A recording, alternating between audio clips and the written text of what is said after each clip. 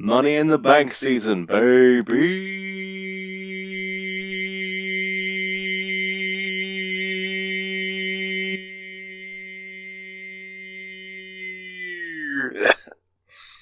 Does not have to be that intro. No, we're not editing any of this out. No, Lee, if you have Okay. a soul, edit it out.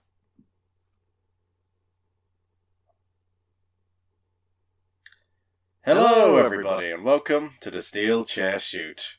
And this time, we're talking about good old Money in the Bank pay-per-view. We have some opinions on that one. Joining me is good old JR, not that one. Hi, James. Just introducing you, considering you didn't do it for yourself. Oh no, I introduced the guest first, and then you introduced, the main host, the eye candy. Yeah. It's important to have eye candy.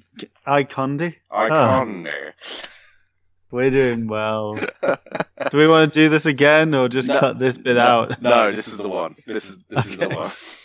I'll trim some of this so it makes us sound not shit. How have you been, Joe? I've been good, yeah. I've had a month in which I haven't had to try and put together opinions about WWE. And then they all come together at once in one weekend. Yep. Oh, Luckily for me, they decided to space it out to not clash with the England game on Monday and have moved the broadcast forward a week of the WWE UK shows. Sadly for me, they didn't think to not post spoilers all over their Twitter feed. Mm-hmm. Because obviously people want to go into a show knowing what happens. They do. People do appreciate not being spoiled. I'm one of the people that appreciates not having spoilers posted on Twitter. Am I right, wrestling Twitter? And now, to talk you through all of the events of the WWE UK tournament. No! Starting with match 1. At the time of recording, we have still yet to see what happens in the WWE UK tournament at the Royal Albert Hall. And it's going to stay that way until the 25th of June, when I'm good and ready. I don't even want to know who won in the download matches, and they're available online already. Are you going to watch them all in one go? Yep. Oh, no. Not one at a time, 16 different TVs. So it was Money in the Bank in Chicago. And once again, they had to contend with the fact that WWE itself is putting on, complete with pre-show, a 5-hour product when they put on a perfectly good 3-hour product the night before called NXT TakeOver Chicago 2. Did you watch that show, James? I did. I didn't watch it live, but I watched the hell out of it because I'm an NXT fanboy. And ooh-wee, what a show it was. It was a decent show. It was a very decent show. There was one match that is the highlight of it, which was obviously the main event. Yep. Nikki Cross, Shayna Baszler. That was a good one. To be fair, that was actually a really good match. No, we are, of course, referring to the second match in the current series between Johnny Gargano and Tommaso Ciampa, where they had a Chicago street fight, complete with the necessary amount of street fight jeans. Oh yeah, and they obviously just random bits of random objects thrown about the place. Also, one seemingly hidden in a fan sign somehow. Yeah. Now, you could argue that he was a plant by WWE, but I would argue that no, maybe he's just very good at smuggling things into stadiums. To be fair, he's not that good as he wrote, "Use this sign, Johnny," on his sign. Well, he's not wrong. There was a sign.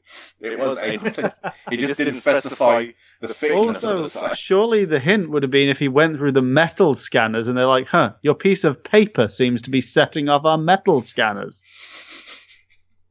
I'll let this go in a post 9/11 world. Yeah. You know what? We're in an arena where for some reason everyone decided, hey, these various bits of equipment, let's just keep them under the ring. That seems safe. We don't need them. Just stick them under the ring. Like when you sweep stuff under the rug, you just sweep it under the ring. We don't need that table. Hey, you know those kendo sticks we have lying around just for... yeah. We need to do things with them. Just leave them under the ring. The ones for the unspecified external use. Yeah. What are they there for? Are they there for, I don't know, do they fence in their spare time? Well, I'm assuming they're used for conditioning most of the time outside of WWE. But here, it's literally just, I'm going to whack you with this giant stick. But I feel like we're getting slightly off topic. What you mean by having already discussed a completely other show to the one we're meant to be talking about? Yep, but expect that to happen multiple times when it comes to certain WWE pay-per-views. And we began with, as usual, the pre-show. The pre-show. Lovely jubbly. Who watched the pre-show? Of course I did. SmackDown Tag Team Championships. Everything was on the line. Mostly the there championships. There were slaps. Yep. Things happened. It went on for Luke 7 Gallows minutes. Kicked people in the head. People were involved. They wore clothes. Yep. Once again, as I keep saying about the Bludgeon Brothers, the match was good. Probably would have been better if it felt like it wasn't a complete afterthought. The Bludgeon Brothers themselves just feel like a complete afterthought, especially with their characters. It's like, what does Bludgeon Brothers even mean? You like just that they like hammers. Also, SmackDown currently has the Bludgeon Brothers, the Good Brothers, the Usos, and the Colognes. What's with all the brotherhood on SmackDown? I'm surprised that you mentioned the Colognes. I thought they left ages ago. No, apparently, you may remember, of course, that Primo Colón was in the Andre the Giant Memorial Battle Royal at WrestleMania this year. He was so memorable in it.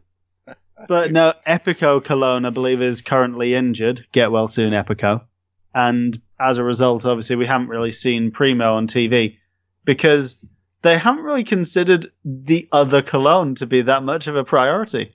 When they can't even find a place for Andrade Cien Almas on this card, did you think Primo was getting on? Well, it's like, if you really got one Colón, you don't really need someone giving you another Colón, do you? You already got the one. Exactly. So, Bludgeon Brothers won. Yeah, they did. And that was about as noteworthy as a statement as that match. And if you really want to watch the match, it was pretty good. It didn't feel like anyone there really cared about it beyond the 4 people in the ring, which is a shame, as all 4 of them are great. Speaking of not caring about things, here comes the rivalry between Daniel Bryan and Big Cass. It was a match that happened. Now, here's my hot take on this. Oh, okay. Here we go. I'm actually slightly disappointed that Big Cass got... we've recently discovered, as of yesterday, that Big Cass has been released from the company. Which is a shame, as he went out on, by far, his best singles match I think I've ever seen him have. I actually thought...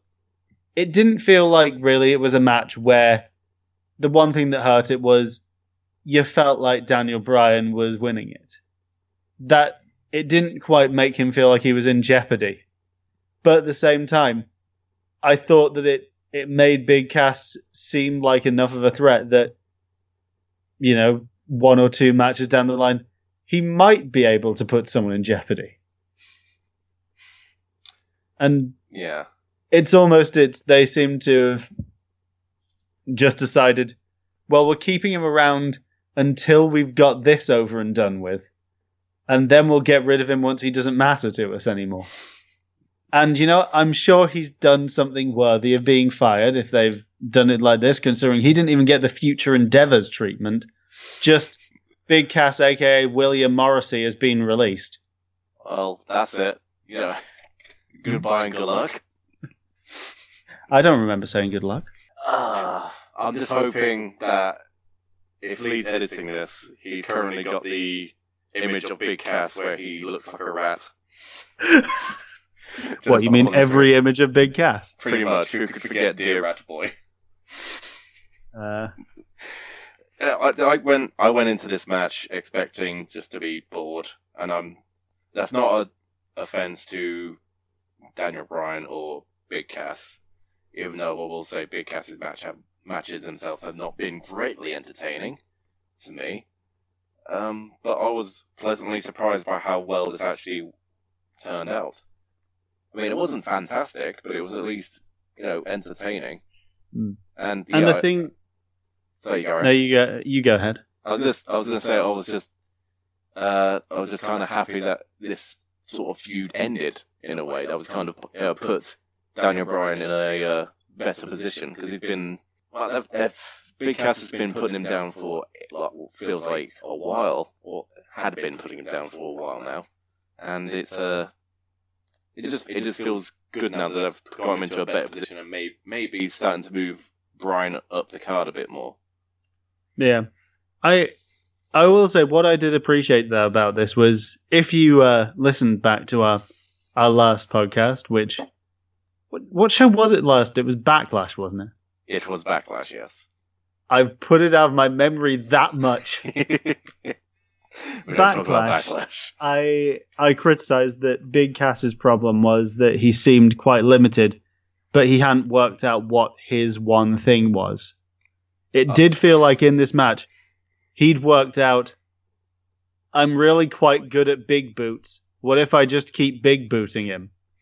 And it worked better when he just focused in on knowing he could do a few things well and just pushing those things far.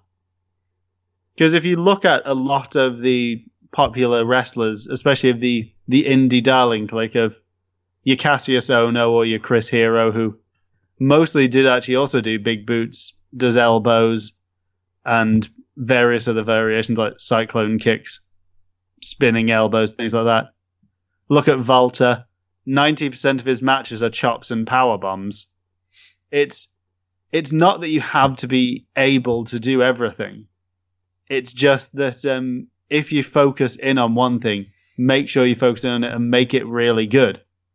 And I'm not saying he was anywhere near a Chris Hero or a Walter in this match, but certainly he was a lot better than really being treated as the second-rate Billy Gunn.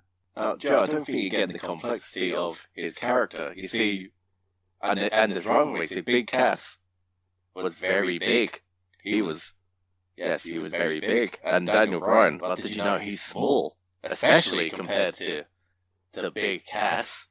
He did tweet, and the commentary team brought up about a tweet that Big Cass had put out about how he was training with Drew Gulak in advance of it, just to practice his submissions wrestling. Mm-hmm.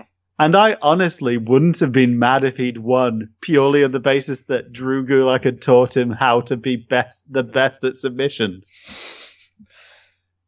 I mean, they made a point in that, but I don't really remember seeing Big Cass getting really dominant with submissions. No, I don't think he did any. He might have pulled off a headlock.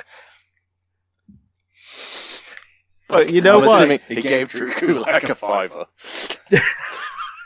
He was just like, yeah, hey Drew, can you put the can you show me how I could get out of any of Daniel Bryan's holds?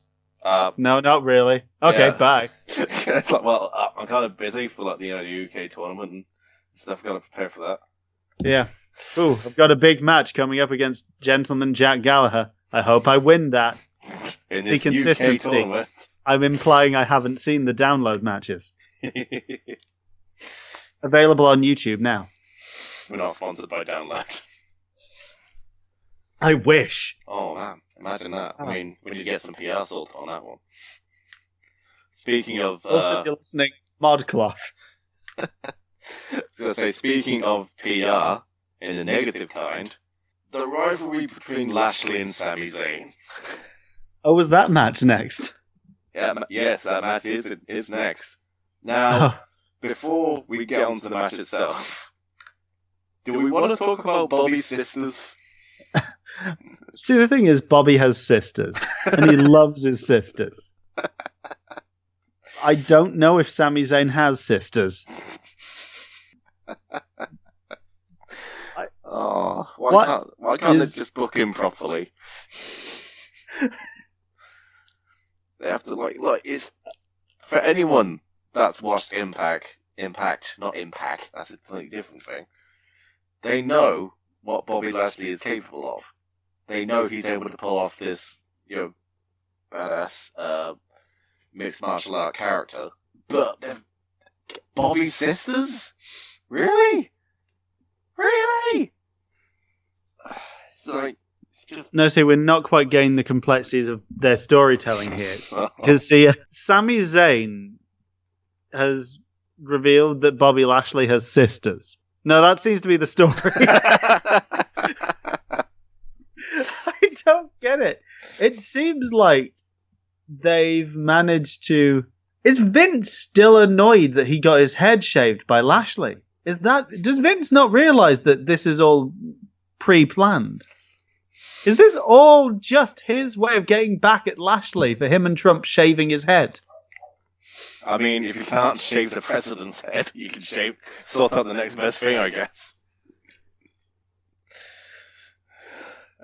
R.I.P. Umaga. R.I.P. But, surprisingly, I actually kind of enjoyed this match.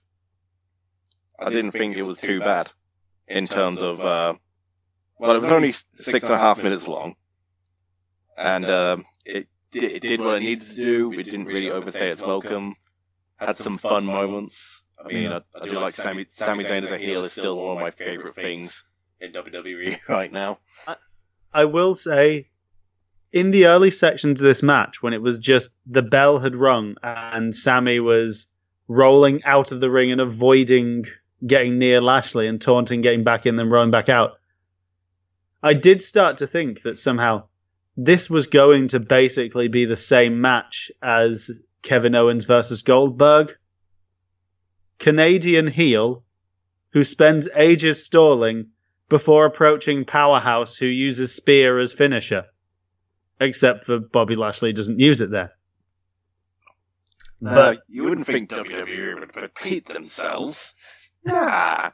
Part of me almost expected current IWGP Intercontinental Champion Chris Jericho just to turn up and distract Sami Zayn randomly, just to make it completely the same match twice. So, no, it rhymes. It's rhyming. It's not repeating. It's just a rhyme, like a story. It's a poem. See, the thing is, Kevin, I've been watching this show, True Detective. You heard about it? There's a point where they say time is a flat circle. That's my Vince McMahon, if you couldn't tell, and isn't actually just... And isn't Willem Dafoe choking on a cough sweet? No, if it was Willem Dafoe, I expected you to go like, wild with your words. The heart, Spider-Man. Avenge me! No! Oh, God. We've got a Spider-Man now. Jesus Christ. It's okay. Link it back in. Link it back. Spider-Man. Bonesaw. But we'll Macho Man. Macho Man. Macho Man was in TNA. Bobby Lashley. Fair enough. We're back. Alright, yeah, we've linked it. Linked it all back. Bobby Lashley won. With a, which, I'm happy that he might finally managed to get the crowd over with him, because this was like probably the hardest crowd you could ever have to get over. Yeah. All you had to do was listen to them. I've heard rumors that Sami Zayn was injured, which is why there was so much shenanigans around this instead of actual wrestling, which I feel is almost a shame that they put him in this if he was injured already and didn't just give him some time off. But I'm glad he got his payday either way. It'll be nice for him to have that his extra bonus while he goes away for some rehab time if he is injured. And when he comes back, I'd like a proper match between these two, because I still think it could have been a really good one. And what happened was it was fun, but it wasn't really a match. Yeah, it's more filler, if anything. It's more just to sort of... if this is the end of the feud, I've not watched Raw recently, so I can't say if it's the end of the feud, but if it is the end, if they've just got it over with, then, you know, that can be slightly disappointing, but then they can also move on to better things. Mm. Speaking of better things...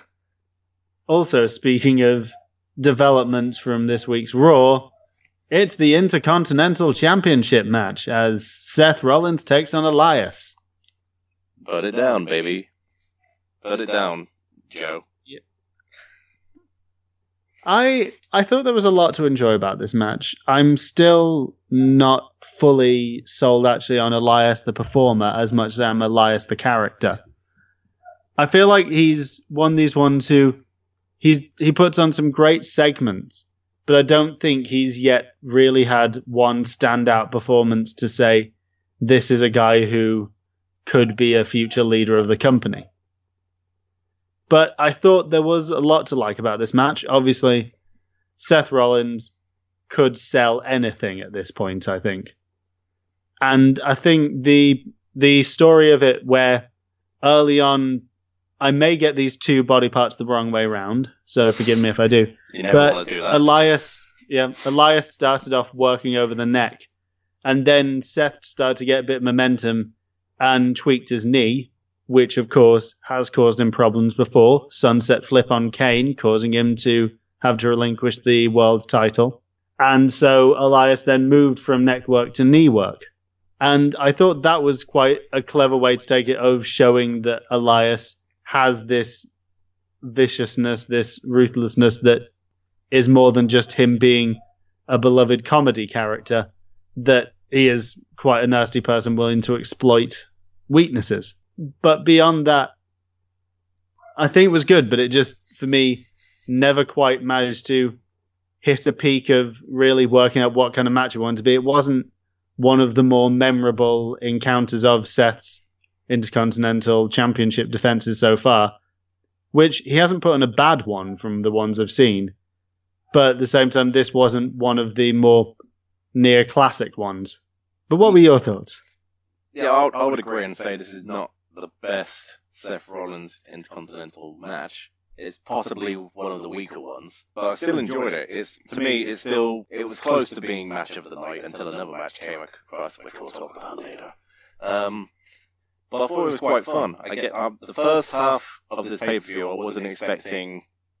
I pretty much had low expectations, and then when this one came along, I was like, okay, now I'm hyped. I'm looking forward to what's coming up, because this match pretty much like set the bar, and now all the other matches basically had to try and top that one, which I appreciated. I didn't really have much more to say because you pretty much covered everything I was going to say about it. So I'll just say that I want Elias's guitar because it looks really good. Apart from when he breaks it every time, and still manages to get it repaired every week. I'm not sure who he gets to repair them, but they're pretty quick. He's got a deal going with Epiphone. Oh dear, that one flew over my head. It was just the first guitar company I could think of. Oh, okay. All right. Yeah, so Seth won. Mm-hmm. We'll just cover that for anyone who listening to the podcast who hasn't watched the show. What's next? Next up is the Women's Money in the Bank match to find out who is Miss Money in the Bank out of Alexa Bliss, Ember Moon, Sasha Banks, Charlotte, others. Naomi, Lana. Natalia, and Lana. Yes, we got there. Woo! I thought it was alright. Didn't think it was pretty good. bad. I mean, I think the best bits of the match, or at least there was one point where I was really starting to get into the match, and it was when it was Ember versus Naomi, and then Naomi started doing the can-can kicks again, and I was out. you're not a fan of the can-can kicks. I'm not a fan of the can-can kicks. But the can-can kicks are cool. How? She doesn't even look like she's kicking them. She's just can-canning near them. Is it meant to make them feel slightly socially awkward? I don't know, because I feel like if there are moves that are more socially awkward, it's when you get an arse to the face. See, that kind of makes sense. It's a reasonably sized ass. It would probably hurt taking that to the head. It's just some people would probably pay for it. Nearby. Some people probably would. But this isn't a podcast for perverts. If you want to do that, go look for a perverts podcast, pervs. No pervs here. Just social justice us and Renee Young's podcast. No pervs allowed. I mean, I think it did have some decent moments in it. I just think there was. It just stopped itself from becoming like. I think it was really good, really great. It was just decent. I think my main issue with it, and I don't know whether you'd agree, was that it felt at times like, because this is still the third only Money in the Bank match that the women have been allowed to do in WWE, that it was still quite heavily choreographed in advance. And as a result, when some people didn't quite hit their marks on time, it creates a couple of awkward miscues, like especially near the end when, spoiler alert, though if you're listening to this, you should expect by now, when Becky was atop the ladder and she'd pretty much literally unhooked the briefcase because she couldn't not, because Alexa wasn't there yet. And then she literally had to sit there waiting for Alexa to turn up to intervene. I feel like she could have fumbled a bit with the briefcase a bit more instead of just like... Yeah, I feel like a lot of them didn't quite... there were some miscues, but also other people didn't quite manage to cover for it well enough. But especially during some of the sequences where it was just everyone hitting their stuff on everyone else to try and just keep a frantic pace going. I thought it was well choreographed within the sections that were working. It was just there was quite a lot of bits that were not working so well that took me out of it occasionally. Yeah, I'd agree with that. But what I did definitely enjoy, it felt like Lana came into her own in this one. Yeah. Not just because of the fan support, again, no perverts here, but also because she actually seems to just work off the crowd pretty well, and actually seems like her moveset has improved a lot more.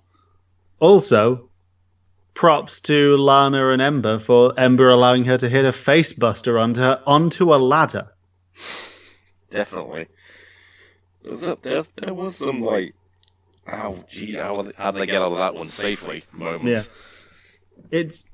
I may be biased here considering we've both discussed already how we're NXT fanboys, but I honestly think that it seems like they're going down the route of building towards Bliss Rousey maybe at SummerSlam. But I genuinely think that possibly either Bliss Moon or even actually Banks Moon is the match that is going to make the Raw Women's division at the moment. I mean, I would agree to that, but at the moment we'll get to the Ronda Rousey match later. But I do like how Ronda is at the moment, and especially if they're going into this feud later on. It seems to be, I'm fine with it, and it just works for me. But overall, I will say, I think that this was actually... I'd possibly put this ahead of Seth and Elias on my rankings of the match of the night. Oh, okay. I wouldn't say it was better than that one, but I'd say it was at least equal footing with that one. But one even though it would have gone up if they'd just done the one thing I'd suggested, which is have either Sasha or Bliss die by taking an Eclipse off the briefcase, a la Jeff Hardy and Edge. I mean, it was right there. Why haven't they done it? Neither of those two have spines, right? They can do it. Sasha Banks loves to put herself in jeopardy. She really loves dropping herself on her back or head. Two things. One, please, Sasha, take care of yourself. Also, jeez. Just take the move. The thing is, we all have to choose the hill we die on. And maybe that was Sasha's hill. Taking a total... Yeah, probably. I mean, if you saw that coming at you from that high in the sky, you'd be like, nope, no, I'm good, thanks. Also, if we're going to have Ronda getting her own special music in that she gets Joan Jett's bad reputation. Can Ember come out to Total Eclipse of the Heart? I mean, if she changes her gimmick extremely. No, doesn't change anything about the gimmick apart from the music. Once upon a time I was falling in love, but I was only falling apart. That's all we can do without breaking copyright. Yep, YouTube won't allow it. Anyway. So what was the next match? So, in Chicago, post NXT TakeOver, post CM Punk winning the trial of his lifetime. I was about to say, you started that sentence with CM Punk winning. That's not how I remember seeing it. No, that's how it, You're on about the trial, though. Yeah, the trial. We had Roman Reigns versus Jinder Mahal with Sunil Singh in a wheelchair. And you know what? Once again, I quite like this. You quite liked it. I was bored shitless. It wasn't great. It didn't need to be 15 minutes. If they trimmed it down to a good sub 10 and just cut out most of the bits where I'm pretty sure at one point I went off to the loo, made myself a drink of something, came back, and Jinder was still applying the same headlock. But cut out the rest hold section, and I actually think there was a pretty decent match work here, and I thought the ending was really fun. I'm just gonna state the facts again that it was in a Chicago crowd, and they expected them to cheer the right way and boo the right way, but obviously they were not. The fans did not give a fuck. Yeah, but the fans are wrong. The previous night, the fans spent the entire Oney Lorcan Danny Burch versus Undisputed Era match cheering the Undisputed Era, including a chant of bullshit when Adam Cole got ejected during the match, and only started cheering the good guys when Lorcan went on a fantastic hot tag. Yeah, but you can still. How do they expect this to go down? They knew what they were going into booking this match. I'm on record as saying I'm not saying that WWE aren't the problem, but I'm just saying the fans are also the problem. Oh yeah, and in that I'm technically a fan, yes, I mean I am the problem as well. I'm not letting myself off the hook here. You're part of the problem. I'm part of the problem. We're all the goddamn problem. The only way to solve it is just to stop watching. Yeah, everything. That's just not even wrestling. Just stop watching. Close your eyes. Yeah, just everyone close your eyes. Allow the world to go dark. That's the only solution. And that best sums up how to watch a Roman Reigns and Jinder Mahal match. Just close your eyes. Sunil Singh got Superman punched through his wheelchair. You can't say you didn't pop for that. I didn't pop for that. You didn't? No, you're wrong. I saw it and I thought, yeah, that's a little bit funny, and then moved on.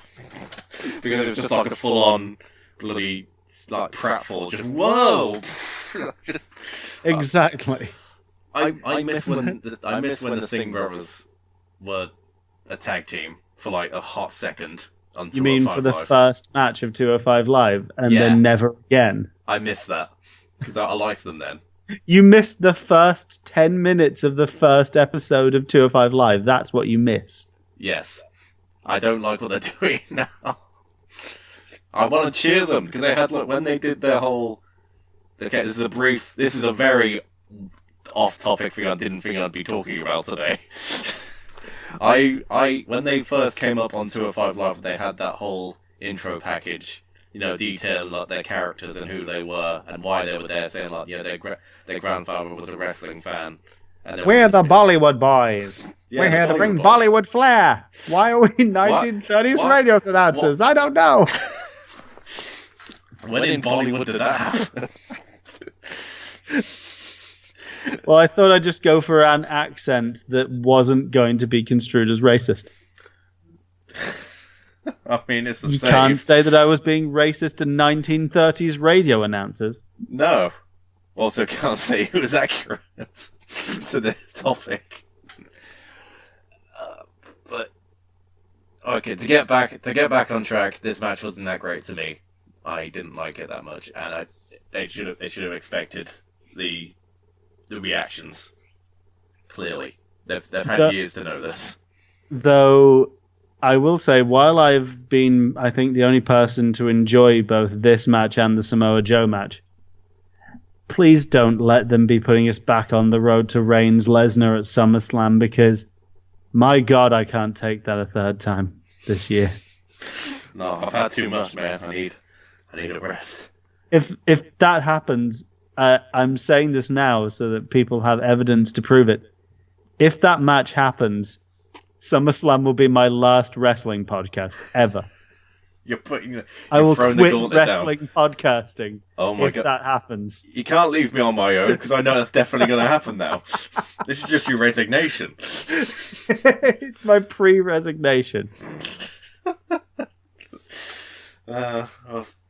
Okay, I'll change that. I will resign if that happens and Reigns loses again. Alright, now we're getting specific. Put this down in writing. Put this down in the video description. We'll have a contract signing next week on SteelChair Shoot. Live from the SteelChair offices, aka David's garage. Yep. Right, we got 3 more matches to get through. Let's get on with this shit. Yeah, next was Carmella versus Asuka. Fuck, there's 4 matches to go. Well, technically, the next one was like the other 2 are kind of quick, so one of them didn't technically count, in my opinion. But anyway, okay. my 2-word review for Carmella and Asuka. The fuck? Oh, that's funny. I had 3 words for it, which were "fuck this shit." So. Yeah, we both use "fuck." That's great. Yeah, we're on the same page. What the fuck happened? I think I said this to you. It seems like they thought, we're not ready to put the title on Asuka yet. Let's think of all the ways we can work out to keep her off the title, but not make her look weaker. And then let's, in fact, just go with an idea that makes everyone look dumb as shit. Let's just fuck everything up. Let's cause Joe to swear so much that we are not getting any monetization off this. Oh, it's wrestling. We're not getting monetization in general. Oh, it's true. So James Ellsworth showed up in one of the weirdest interferences I think I've ever seen in my life, where he dressed up in Asuka's robes and mask just to sort of play mind games with Asuka, and Asuka was like, she sort of knew what was going on, but kind of like, what's this thing? What is going on? And then it's revealed it was James Ellsworth, and the only thing in my head was like, she still shouldn't be surprised because she doesn't know who that is. Yeah, one thing, he was not there when she was. She was too busy having her streak at the time. Also, do you not think that they maybe could have tried to keep a tighter lip on secrets like that leaking? Because it's clear that somehow rumors had spread about Ellsworth. Because the crowd were chanting Ellsworth for a good minute before he took the mask off. I feel like the only way... Yeah, go back and watch it. You can hear the crowd going, Ellsworth, Ellsworth, Ellsworth. I might have assumed at the time that it might be just because of Carmella and also Money in the Bank.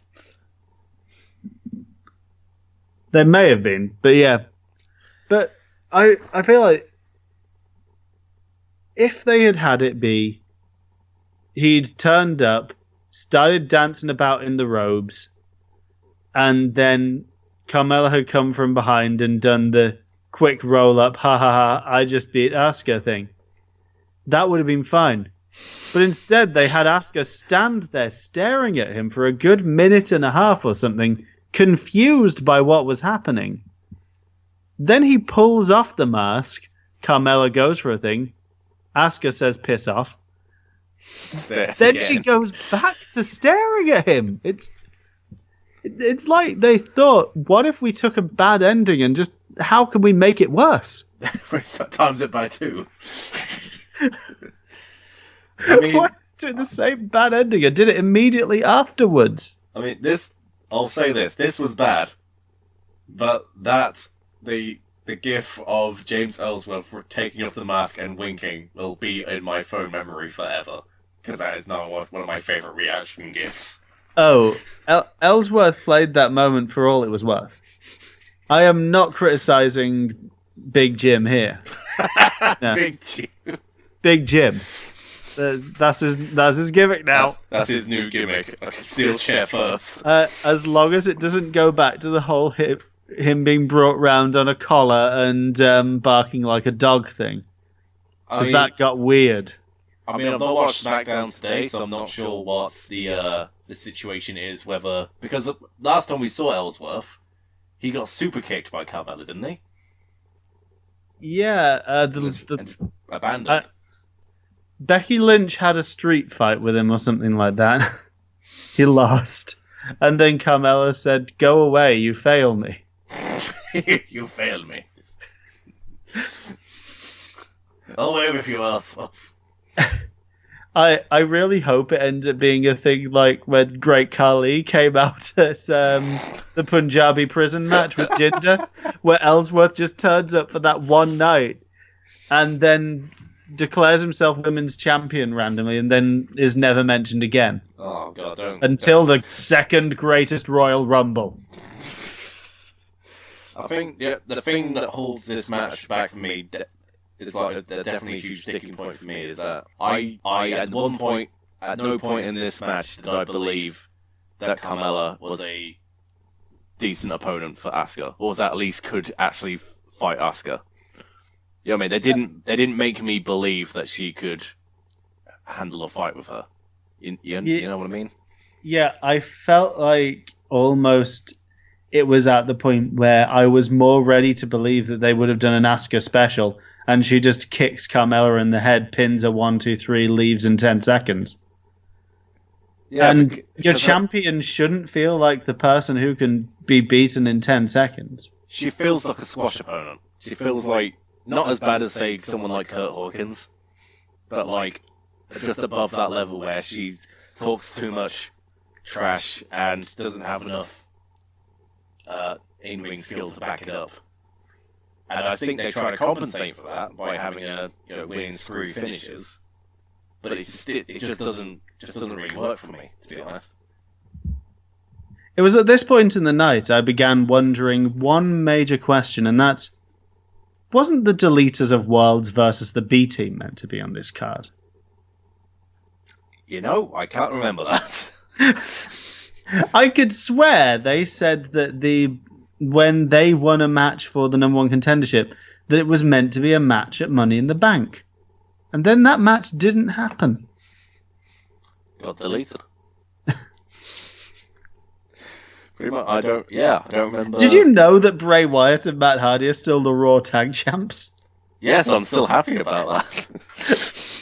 I'm actually so happy that they're a tag team. I'm not unhappy that they're a tag team. I just literally haven't heard anything about them. What have they done? I mean, they may have defended it a couple of times. It's possible. It's plausible. If you watch Raw, tell us. But do you know what was unmissable and definitely not deletable? Was it the next match? It was indeed the next match. Tell us what the next match was, James. It was a last man standing match for the WWE Championship, with AJ Styles defending it against Shinsuke Nakamura. And guys, I think they did it. I think they finally reached their peak in WWE, in terms of their match quality together. Ooh-wee, this was fun. Do you want to kick us off?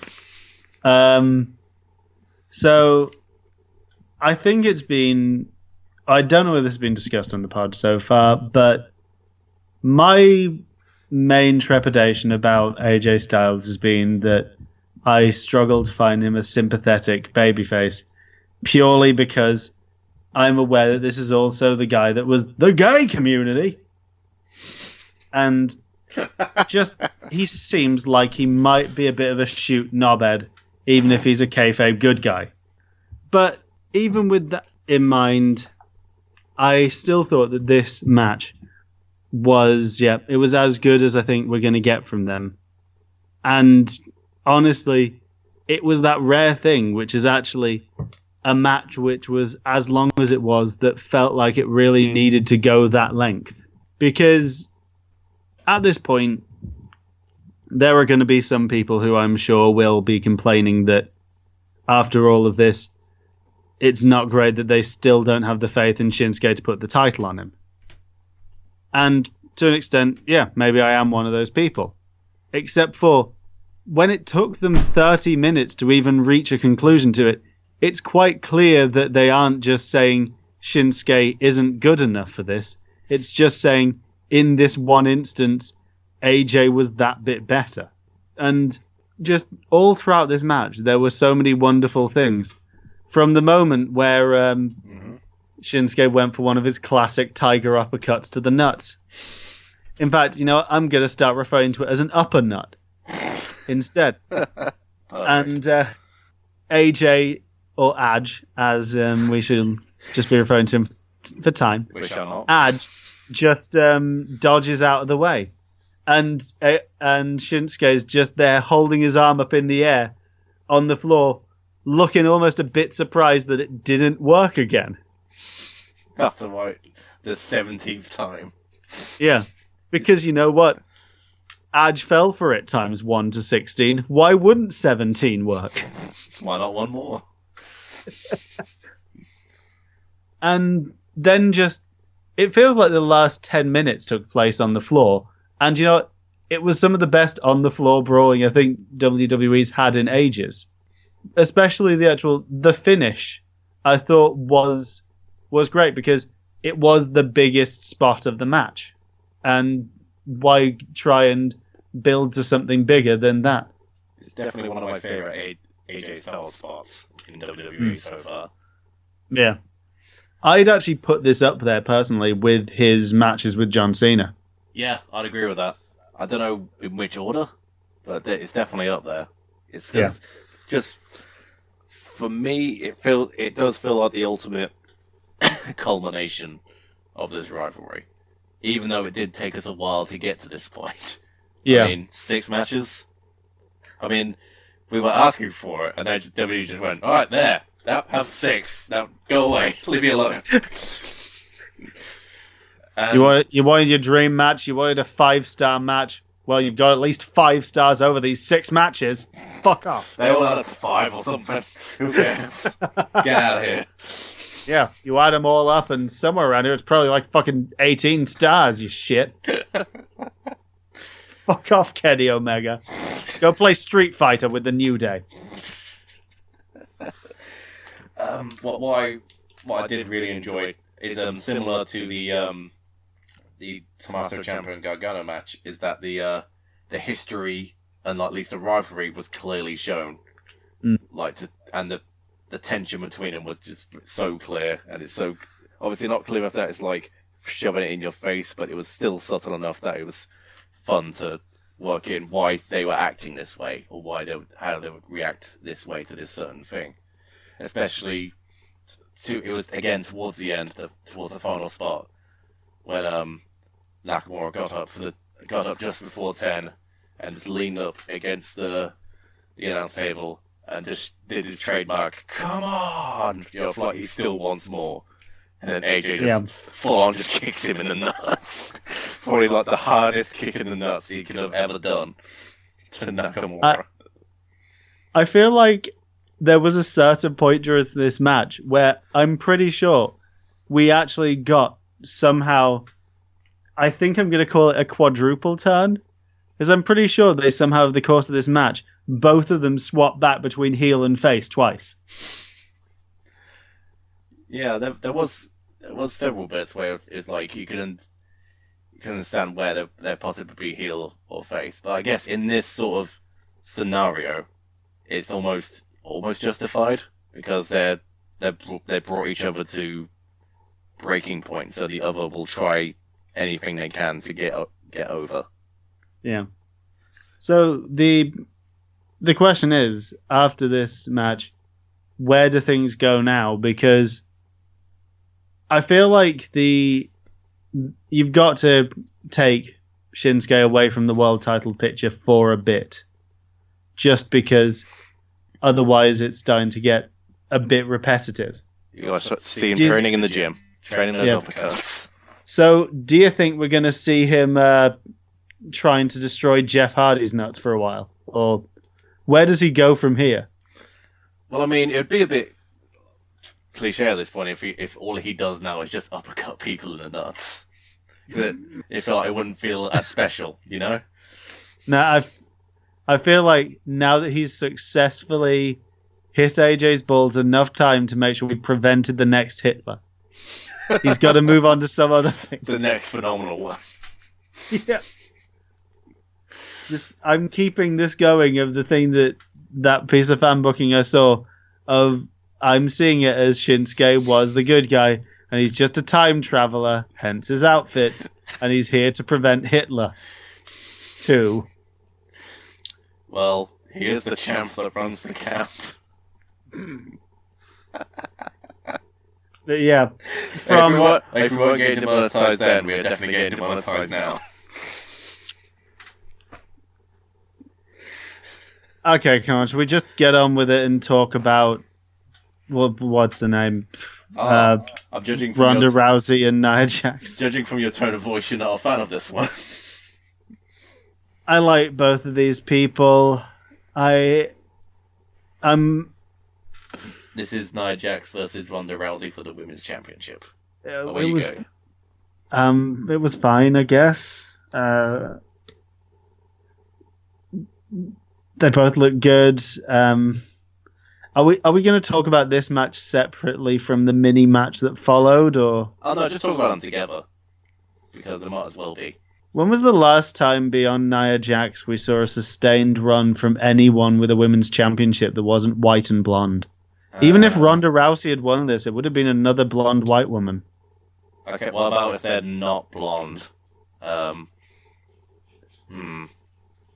Who are you on about? I don't know. I'm just thinking all the way back now for like when and you can't Divas count Championship. Shayna Baszler. I'm only talking about main roster here. I don't know, yeah, I'm going back through the years now. I'm trying to think. No, I'm pretty sure it's just Naomi. She's the only one since Becky Lynch. But even then, that was only like a few months. And then she had to vacate it again and then get it back again. I wouldn't even call blonde that hair that is great. a hell of a drug, isn't it? I mean, now you've said it, I can't not notice it now. I feel like this is going to lead... What does this do? Does this lead to SmackDown having Charlotte comes back for revenge, and then while that's going on, Rousey takes it from Bliss, and then she goes into a feud with Natalya? Do we just keep it in the blonde whites? I mean, maybe. I'm trying to see who else they have like in the wings, possibly. I mean, Ember. Ember could be taking that title at one point. Oh, I hope so. I can see her with a belt. I hope this leads to Ember and Asuka, just so we can get those two facing off against Survivor Series when we do our one night a year that now we have cross-branded pay-per-views where people are fighting out every month. But the one night a year where they fight. When they remember they hate each other. The one night a year, apart from the other times when it's basically friendlies. It's that one tiff you have with your neighbour. Like you've lived with for like the past 10 years, and it's like the one tiff where like they've slightly shaved your part of the hedge when really they have no right to do that, so you have to go around and have a quick chat and tell them about boundaries. That's what Survivor Series is. I think this counts as a new one, though, where we've spent more time in a match talking about future pay-per-views than we have instead of just talking about other ones that have happened. I mean, the one thing I'll say about this is that Rousey does look like she's improving. A few slip-ups, but she's improving. Yeah, I think Rousey, she certainly has some indelible star power, and she's hooking into what makes her as a performer, as a wrestler, different her as a performer, as an MMA star. And it is working that. And I actually think that all 2-3 of the women in this match they played their roles well. I don't have any criticisms of them directly, actually, over it. It's mostly just that you made this match go for 11 minutes before then Alexa Bliss came out, and actually my one criticism will be she really looked like she was about to just crack Rousey in the head with that briefcase, and then instead went for a soft pat on the back with it. Well, it didn't look like she knew how to swing the suitcase in general at some parts, where she just like swinging it at Nia Jax, just like, there you go. I feel like if you don't know what you're doing, just kick him. But you gotta use the briefcase. You gotta emphasize. Emphasize the Money in the Bank contract. Kick them and then put them on the briefcase and stamp on their back or something, or hold the briefcase and sparkle splash onto them. If she'd have done I refuse to ever call it Twisted Bliss. It's Sparkle Splash for life. If she'd have done a DDT onto the briefcase, this would have been a different story. Yeah. And not straight to Rousey, just goes, alright, off you go. Then that would have been decent. So we're on the lead up to Extreme Rules. Alexa Bliss has the briefcase as the title again. Do you think we're going to get a Nia Jax This Is Your Life segment? No. Oh God, no. Please, no. We've already had Bobby's sisters this year. We've already reached the low point. It can't get lower. There's so much more of the year to go. No. The low point of last year was This Is Your Life. And this year, with Bobby's sisters, I refuse to believe we can sing lower than this.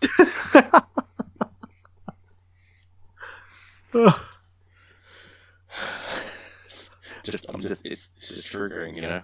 I can't take it. But the thing is, Nia Jax. So, is she a bully now?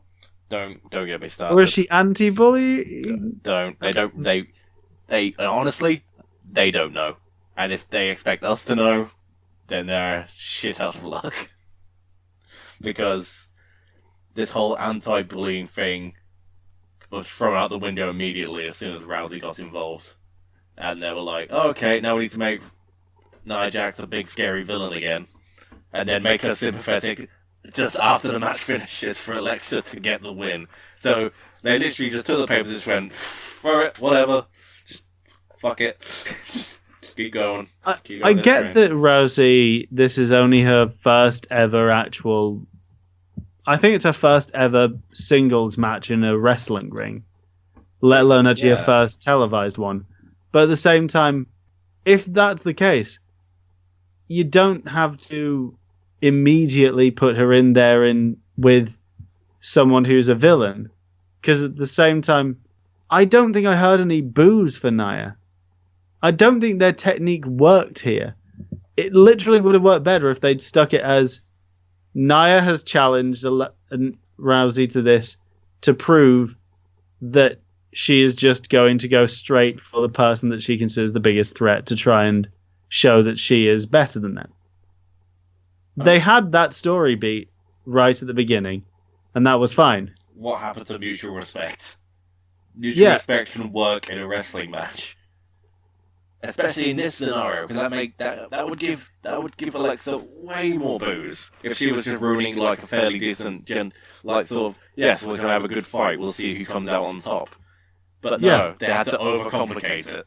Also, actually, here is one thing I was wondering during this: what kind of dickhead do you think decided? This is talking obviously in kayfabe here. When do you think Kurt and Paige were like, you know what we should do? Put the Money in the Bank match directly before both of the women's title matches. Because surely they know then there's going to be a cash-in, potentially. Well, not necessarily, because they don't happen all the time. it depends on the if we're still talking kayfabe, it depends on the person, because Carmella... But it does feel like they put the men's Money in the Bank match on as the main event, which we'll get to in a second. So there was never going to be a chance of whoever won that cashing in on either Edge or Shinsuke. But they made it so there was a definite chance that there could be a cash-in during one of the women's matches. You know, I didn't really think about that one, but now, I've got a point. But also, we've moved directly past the 5-minute bit where Paige and Kurt Angle just shat on Baron Corbin. Also, I've not been watching SmackDown recently, but what the fuck has happened to Baron Corbin? You mean Raw? Oh yeah, whatever. See, this is how out of the loop I am. Oh, you mean Constable Corbin? Excuse me? Basically, what's happened is, as far as I understand it, Steph McMahon can't be bothered to turn up anymore. So Baron Corbin's shaved his head, is calling himself the Constable of Raw, and is there to enforce the law in Steph's place because she can't be bothered to turn up. Okay. This is news. What? Isn't it? Okay, but are they missing the boat So Baron here? Corbin is an authority figure as well as an active performer, essentially. And he turned up just to make sure that Kurt Angle was doing his job. And so Paige and Kurt Angle were just like, hey, Corbin, remember when you lost all those times? You remember when you had a Money in the Bank briefcase and you failed to cash in on Jinder Mahal?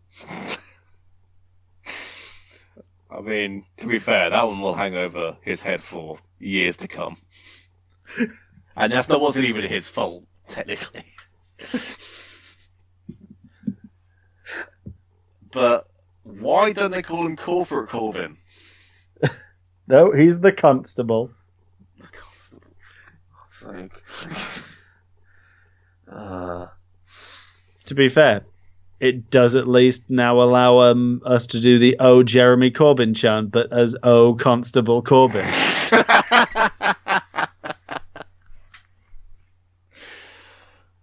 Can we just get on to the main event? Fine. Money in the Bank. Braun won.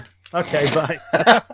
You know, now we're going to talk about the amazing parts that happened in it. Sure, it was a good match. Finn was there. The Miz was there. Bobby Roode, not Lashley. He was too busy talking to his sisters about how he beat up a Canadian. Rusev, Samoa Joe. Rusev with a, was it Freeman accolade? Yeah, Rusev doing a 3-man accolade. Okay, let's actually go through it and think of each person. What did they do that was important during this match? Braun, obviously, was Braun triumphant. Braun mashed through everybody repeatedly and proved Kevin Owens right that they all needed to team up to beat him down. But it was too little too late because Braun had got hulked up, or indeed as it's now should be known, brawned up. Get these hands. Yeah, he gave those hands. Kevin Owens was being big match Kev. He did his standard ladder match thing of taking the most ridiculous bump of the show and dying for our sins again. It was a very high fall. Jesus Christ. Made even worse by the fact that they never cut back to him or mentioned him again for the rest of it. Yeah, he was just dead. He was just full on dead. He's alive, don't worry, check his Twitter. Finn was he was the fan beloved one. He was the one he was the Becky of this match, where every time he climbed the ladder, people got excited thinking he might do it. He hit that one fantastic John Woo on Braun over the ring apron thing. And he did that decent, was it curbs? No, not curbs on. Yeah, he did the coup de grace off the ladder onto Rude. The Miz did his Weasley coward shtick, which is always fun. Oh, it's an intertwined one with Braun when Braun finally got out. Was it after he got out the ladders or after he'd thrown Kevin off the? I think it was the first time. He'd mashed through everyone, and Bobby and Finn had run at him with a ladder, and he just smashed through it. And there was Miz just on the ladder, and they just did a zoom on him just looking scared shitless. Honestly, I popped for the ladder and then Miz's face. I was like, holy shit, this is great. Yeah, Rusev, as we mentioned, triple accolade. Aiden English, mad shout-outs to him for repping a subtly CM Punk-inspired gear in Chicago. I did think that was a very subtle, like, hey, how are you not in trouble for this? How have you not, like, been given a tap on the shoulder, like, what are you doing? I think it's because I feel like at this current point, with Booker T mentioning how he got beaten the fuck up in his second UFC match, basically, I feel like the attitude backstage might be like, he lost, go to town. Do what you want. He's not a threat. Bobby Roode didn't do that Yeah, much. that's what I was trying to get to. Even Kofi did his standard flying Kofi spot. But was blocked, wasn't he? Yeah. He got denied, even though it was a bit stumbly. He did his whole leaping off the corner, but then they all caught him and just chucked him around. But yeah, what did Roode do in this beyond take a coup de grace? I genuinely can't tell you anything else he did in the match. I mean, he almost did a glorious DDT. Almost. But then got bridge suplexed. The thing is, the Money in the Bank briefcase would also be the perfect thing for NXT Bobby Roode. Because his entire thing was all about how he was going to get all of the slobs out of NXT and replace them with all his Wall Street buddies. So, if they'd had that Bobby Roode in the match, would have made sense. He could have been just playing it like, it's money. I like money. I got a suit. You know what? I could probably get a suit and a robe made just to match this briefcase. And maybe we get everyone to wear green. This is Money in the Bank. Yep, except for Finn, who's like, nah fam, I'm being Superman. He didn't get the memo. He's like, fuck you, I do my own colour scheme. Finn is for everybody, except you. Back writers.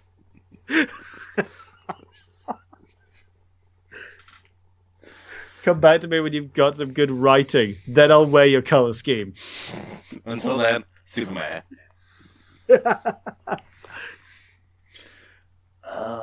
Yeah, so it all ended with Braun reigning supreme with the Money in the Bank. And, oh dear, who's he going to go for? But more importantly, will he cash in and succeed? But hey, so I do have a few takeaways to do based on the aftermath of this, and if you don't want to know what happened with various announcements on Raw and SmackDown again, don't listen again for like a minute. So, as of now, Rusev won the gauntlet match last night to become the number one contender to AJ Styles' title. Nice. And at the same time, they have a gauntlet match being booked for Extreme Rules for the number one contendership to the Universal title. Fuck's sake. So now what we're basically saying is that the SmackDown main championship is equivalent to number one contendership for the Universal Championship. I'm not gonna talk about it. I'm already mad. I don't want to put more flame on this fire, because if I do, then I'm just going to be rambling. And guess what? You know what this means. By the time Brock actually turns up again next, he's going to have had that title for 500 days. I genuinely wouldn't be surprised if they have him hold it for about 700 just to try and outdo Okada. It's a good thing we don't have a webcam version of this podcast because it would just be me. It'd just be a still picture of me holding my hands to my face in depression. I feel like at any moment you're just going to walk away from the camera mid-podcast and No Surprises by Radiohead's just going to be playing in the background. No, my perfect exit would just be walking down the hallway, all the other SteelChair writers looking at me, possibly you smiling in the corner, which I'll fire you for later, and then I'm just walking into a limousine which then explodes. You're saying I'm the Paul London of SteelChair? I mean, to be honest, that's not a bad compliment. No, to be fair. I'm guessing, as we mostly do tag teaming on the New Japan stuff, that makes Alex Richards the Brian Kendrick. Shout out, Alex, if you're listening. Woo! Woo! So does that make David Brock Lesnar? No, David's Bliss. / Steph. And on that note, do we have any final thoughts about Money in the Bank? My last thought is just, if we're at the point where it's now just pretty much not so much dual-branded pay-per-views as a 2-hour pay-per-view for each show stitched together, what was the fucking point? I mean, that last statement can pretty much be summed up for some other WWE pay-per-views. But I will say that this one was... It was not outstanding, obviously, but it was at least a decent one. I can't say that I didn't have a horrible time watching it. There were moments I definitely enjoyed, and the main event definitely made up for some moments that were slacking during the rest of the show. And you know what? There were 4 matches that both of us recommended, which I think, including WrestleMania, is a new record. See, we're not too critical.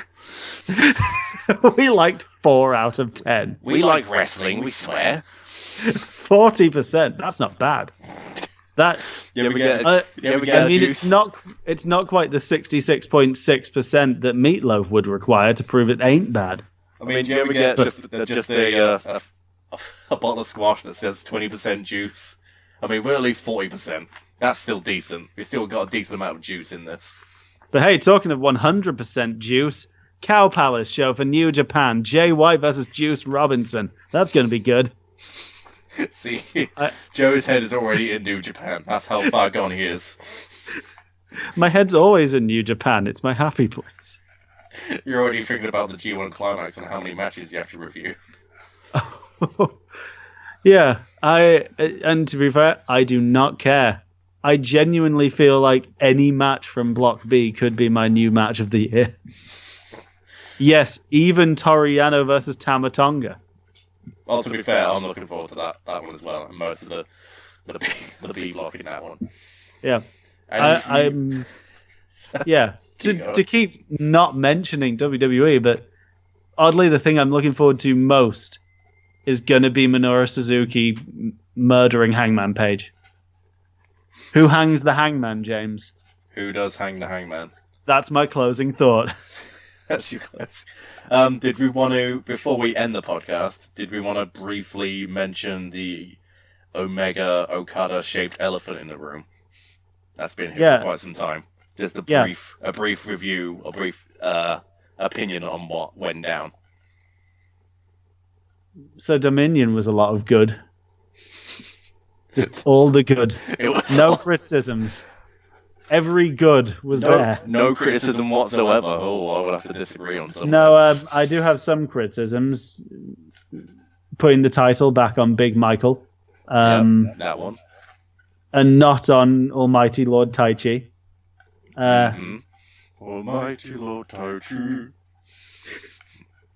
Hail the 10-time Intercontinental Champion, Chris Jericho. Thank goodness that Hiromu Takahashi won after possibly one of the best ever runs on a Best of Super Juniors. If you really do have the time to watch this entire 4-hour show, just get yourself a New Japan World subscription and watch all of the Hiromu Takahashi matches from this year's Best of the Super Juniors. He didn't actually have a bad one. Other thoughts? My thoughts of Dominion, and specifically the Okada Omega match, can be summed up with this thought in my head. It's like, hi, welcome to the Wrestling Observer, where the matches are long and the stars don't matter. 7 stars. What the hell? 7 stars.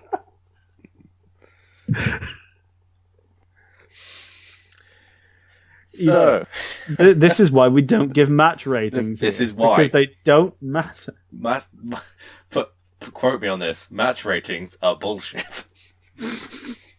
Quote me on this. Dave Meltzer is bullshit. Quickly. I was talking to Alan Boone, of who writes for us, and we also work together now at a non-wrestling related workplace, and he told me that he rates wrestling matches based on chocolate bars, which I thought was an interesting way of doing it. And he rated Omega versus Okada a Toblerone. Oh, that's good. Mm. But I had the question though of like, do you mean pre-Brexit Toblerone? And it's like, more than likely. And then changed it to the Poundland Twin Peaks bars. Tell you what, I'm giving this Omega Okada match one of those massive bags of mini dime bars that you get from IKEA. Ooh, great! Now I'm hungry. And I'd also give the Young Bucks Los Ingobernables match. I'd say that's at least 2 crunchies. Oh, I'm not a fan of crunchies. Well, you're wrong. And it's subjective. See, this is why match ratings are bullshit. All right, well, I can't imagine anyone's still listening to this, but if you are, find us at SteelChair Mag on Twitter, or you can find James at JamesRT101, or me at not Joe Ronchka. You can find me at not Joe Ronchka. NOTJOERACZKA. And please feel free to read our thoughts in our magazine at issue.com/SteelChair. That's ISSU. Is that what? Have I spelled it right? Issue. I hope so. I don't know. You'll find SteelChair on the website, and you'll find the magazines there as well. Well, until Extreme Rules. Till Extreme Rules. Sum up your feelings towards the podcast in one word. Thanks. Just a sigh. I'll sum up with enjoyable, because it's always enjoyable talking to you, Joe.